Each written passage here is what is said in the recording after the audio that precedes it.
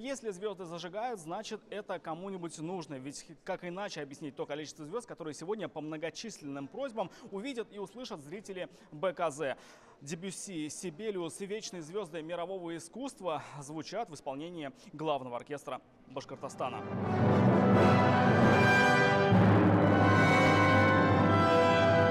Становится доброй традицией гастроли Национального симфонического оркестра Республики Башкортостан в Республике Татарстан.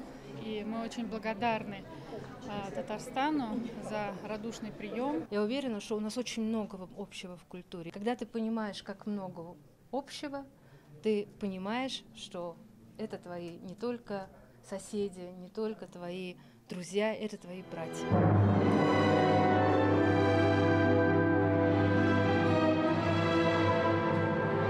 Гастроли Госоркестра Башкортостана уже 6-е по счету за последние 2 года в нашей республике, но всякий раз это долгожданное событие. Под их приезд готовятся лучшие оперные площадки, как, например, БКЗ в Казани или органный зал в Челнах, но главное, их с нетерпением ждет татарстанский слушатель. Ведь где-где, а в нашей республике хорошо разбираются в высоком искусстве. Это представление не первый раз.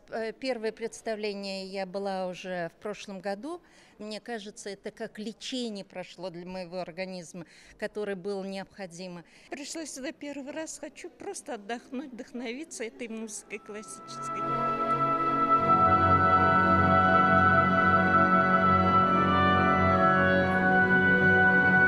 В зале, когда живая, потрясающая акустика, когда есть такое смешение красок, звучания, вот то, чего добивался великий Клод Дебюсси, я думаю, что вот здесь как раз получится космос.